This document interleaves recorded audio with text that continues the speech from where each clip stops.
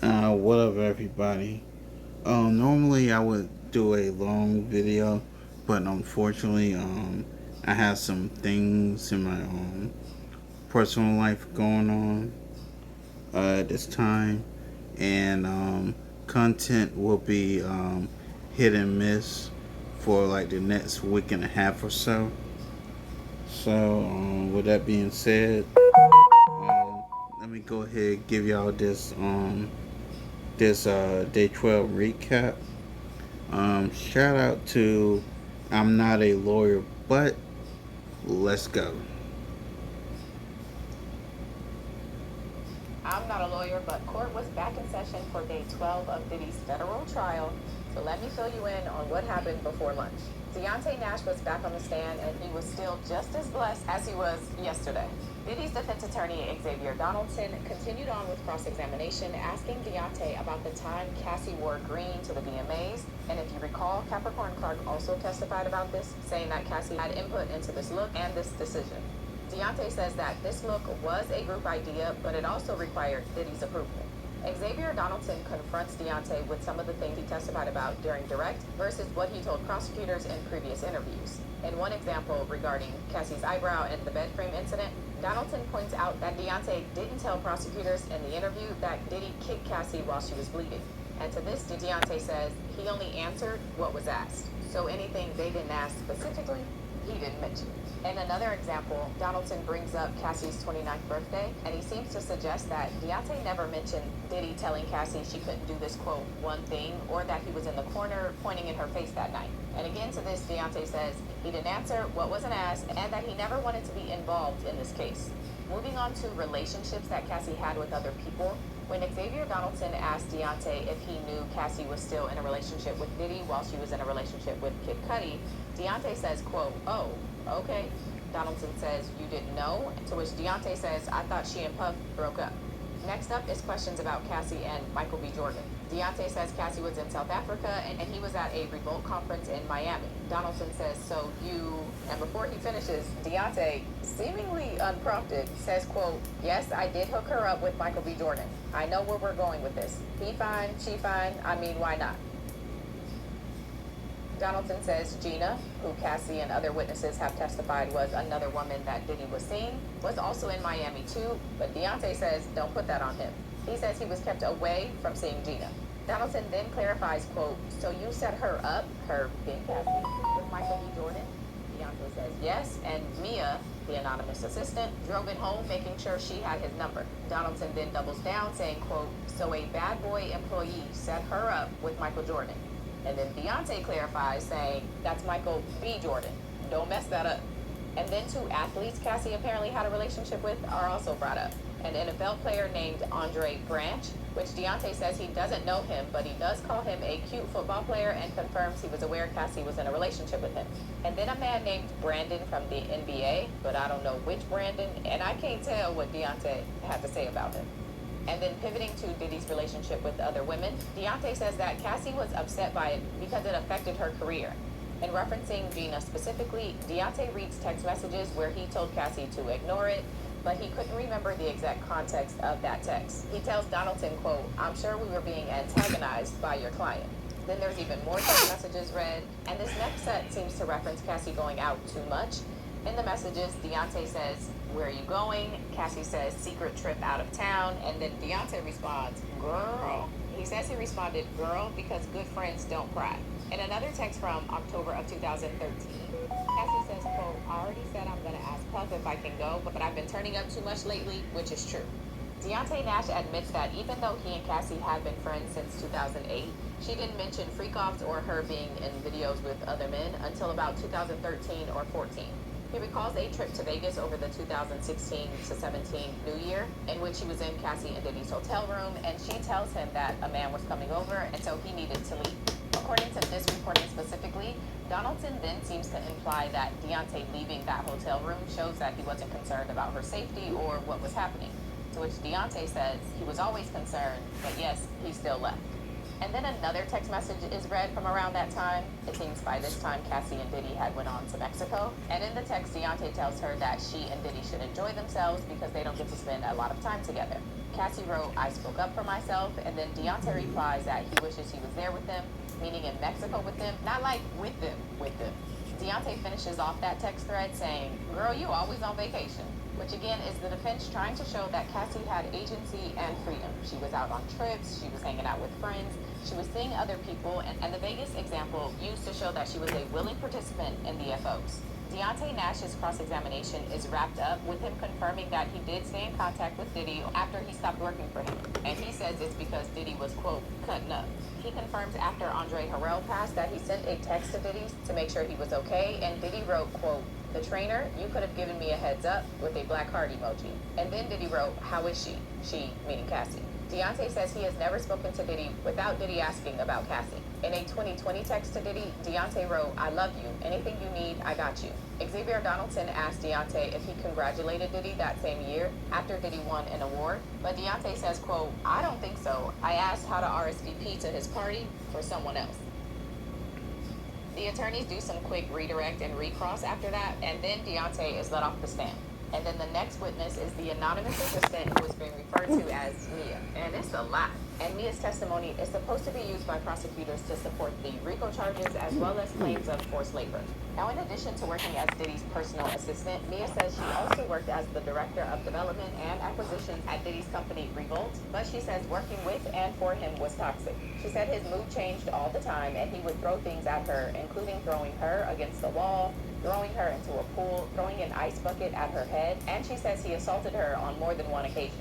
Mia testified that the hours she worked was extensive. She said she was told the job would be 24/7 and she would be paid $55,000 a year, but she ended up only making $50,000 a year, and she once worked 5 days straight without sleeping to the point of having a physical breakdown. She says her hearing went out, her equilibrium was off, she had blurred vision, and she became hysterical, and only at that point did Diddy tell her she could go to sleep.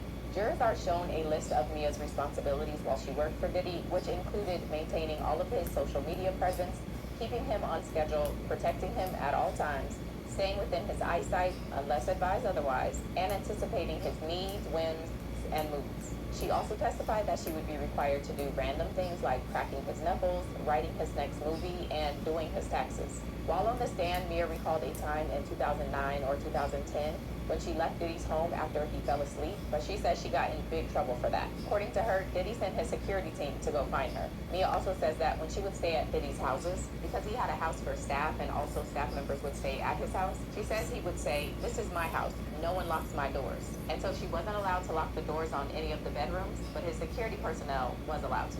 Mia says that eventually she was able to progress from being Diddy's assistant to working at Revolt, but when she first got the job, she was still maintaining her duties as his assistant. According to her, she and Diddy started Revolt together, and getting to work there finally reflected the work she was actually doing, because according to her, she had basically been running his production company for years. When she started at Revolt, she said she was making $70,000 a year, and then eventually moved up to $100,000, but she says they were supposed to also be getting bonuses, but she never got any.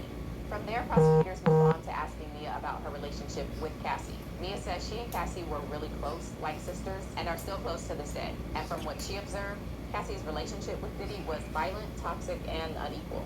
And she says that for Cassie's career, Diddy decided everything. The prosecutor then has her read an email that Cassie sent to her, Diddy, Capricorn Clark, and some others to illustrate the control he had over her and her career.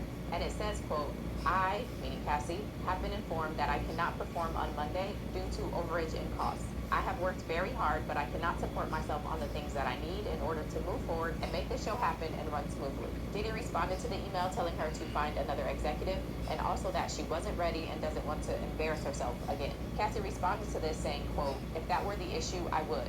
So since you no longer want to support your artists, I have to pull out. No label support, no show. Mia says Diddy didn't only just oversee Cassie's music career, but he also inserted himself into her movie career. She says he would show up on set and the production would stop. She says everyone would be nervous and he would be asking a lot of questions and making suggestions about Cassie's hair, clothes, and her nails, and she would have to send photos to him for approval. Mia also testified that if she or Cassie did anything wrong, they would be punished, and the punishments would be scary and unpredictable. Diddy at times took away Cassie's car and jewelry, but she's also seen him throw Cassie on the ground, chase her, crack her head open, and she once heard suitcases being thrown in the foyer, and when she saw Cassie afterward, she was outside crying in a bush. From there, the prosecutor has Mia tell her version of events for the bed frame eyebrow incident. the incident that Cassie and Deontay Nash both testified about. Mia says she, Deontay Nash, and Cassie were all in Cassie's apartment preparing for a trip. Diddy was able to get a key from the front desk, and he came in the apartment yelling and asking Cassie if she had been drinking because she wasn't answering his calls. According to Mia, Diddy threw Cassie to the ground, and when she and Deontay tried to jump in, Diddy at one point had Deontay in a position where Mia says she was scared he was going to kill him. Mia said she jumped on Diddy's back, but he threw her off, and that's when she realized that they were in real danger.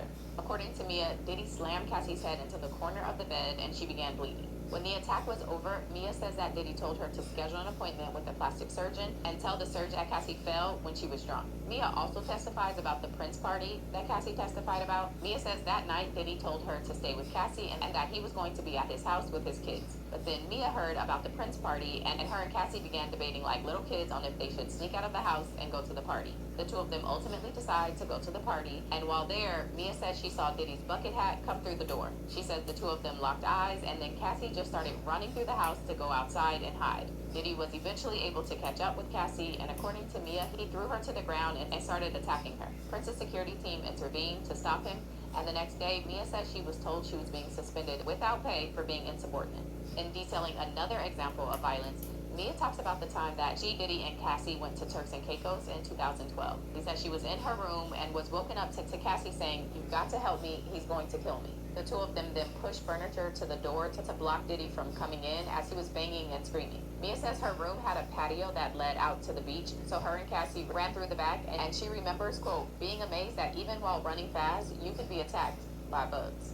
During another trip to Turks and Caicos, Mia says that she and Cassie were again running from Diddy until they got on paddle boards and went out into the water. She says Diddy was on the beach screaming at them, but as they got further and further out, the sky got dark, and so the two of them began debating if it was scarier to deal with Mother Nature out on the water or if they should just go back and deal with Diddy. According to her, they eventually went back to land to deal with Diddy. When the prosecutor asked Mia why she never called the police, Mia says, quote, "I believed Puff's authority was above the police. This was before social media and Me Too.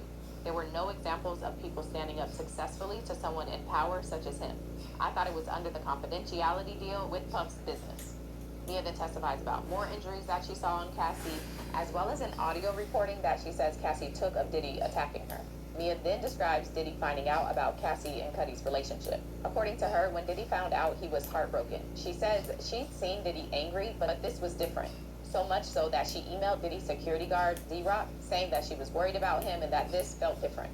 Moving on to hotel rooms, Mia says that she would sometimes be the one who took Diddy and Cassie to the hotels. She would unpack the bags and set everything up, as well as bringing them things they needed while they were there and cleaning up when they left. Mia says that the rooms would be destroyed and really nasty. She said there would be candle wax, broken glass, blood, wet towels, and oil on the walls. At this point, the testimony transitions into experiences Mia had with Diddy herself. She testifies about feeling forced to take narcotics at Burning Man, as well as the time that she saw Diddy taking some narcotics on his way to an appearance with Chelsea Handler. Y'all know this trial is full of name drops. She says once she started working at Revolt, Diddy would constantly threaten to take her projects away or take away her credits on projects. She said their relationship would alter between her feeling like his best friend to him then berating and humiliating her. Mia says Diddy threw things at her, including a bowl of spaghetti, because he once told her to go get some people, but she was on her cycle and needed to change first. And so, in response to this, she says he threw the bowl of spaghetti at her and told her to get the F out of his house and then chased her outside while she was barefoot. In another instance, Mia says that she was in a trailer, Swiss Beats was there, and the Wi-Fi wasn't working, so she went to go check on it.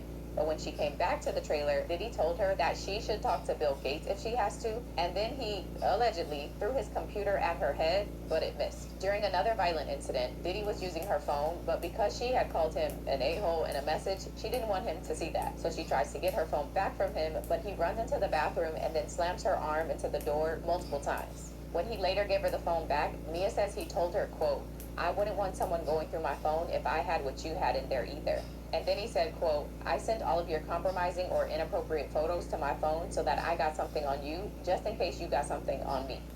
Transitioning to detailing the intimate assaults, Mia says that there was a huge party at a hotel for Diddy's 40th birthday, and while they were there, he asked to speak to her in the kitchen. They go in there, and he tells her that she's doing a good job, and she doesn't need to be nervous to ask him any questions. She says he then offered her 2 shots, and she remembers wondering if she ate because according to her, the drinks hit her really hard. And then she said Diddy leaned in to kiss her against the wall. And the next thing she remembers is sitting in a chair in the main room of the penthouse as the sun came up. Mia testified that she thought it was a huge accident that would never happen again, but then she details a time in 2009 or 2010 when she was sleeping at Diddy's house with the door unlocked because she wasn't allowed to lock it, and she was woken up to Diddy on top of her. She says this interaction was quick, but it felt like forever. And then, while crying on the stand, Mia detailed another assault that happened at another of Diddy's homes. She says she was on his bedroom. This is the second person that accused Diddy of grape. Y'all do realize that this this is the second person saying that Diddy raped me. I want that to sit in. Or putting things in a bag when he came over and used her mouth for what he wanted to. She says there was another time on a private jet, and every time she says she didn't have the time to stop and reflect on what happened. She just had to keep it moving like it never happened. And although she says she never wanted these interactions to happen with Diddy, she says there was no way she could tell him no, not about a sandwich or anything. She was afraid she would become a target and he would fire her and ruin her future. She thought she would lose everything that she worked so hard for, and that she also could be physically attacked. Prosecutors also asked Mia about another assistant that was fired. Mia says that this assistant was fired after she told Diddy's chief of staff that she thought Diddy hit Cassie. Later on, Diddy told Mia that if that assistant filed a lawsuit, Mia would need to take the stand and testify that the assistant was drinking and punched Mia, and that's the reason the assistant was fired. But Mia said she never ended up having to testify. According to Mia, Diddy also told her that if Capricorn Clark ever sued him, she would also have to testify in that trial to defend him. When prosecutors asked Mia why she never went to police about the intimate assault she says Diddy did to her, Mia said she never considered going to the police because she didn't think it was an option, and also because of an interaction she herself had with police. She said she was pulled over for speeding without a license, and once she told the officer who she worked for, the officer told her to get Diddy on the phone. And when she did, according to her, the officers were very excited and ended up letting her go. And with that, day 12 ends. Also, no recap for me tomorrow. I'll be traveling, but hopefully I'll have one on Monday. And that's it.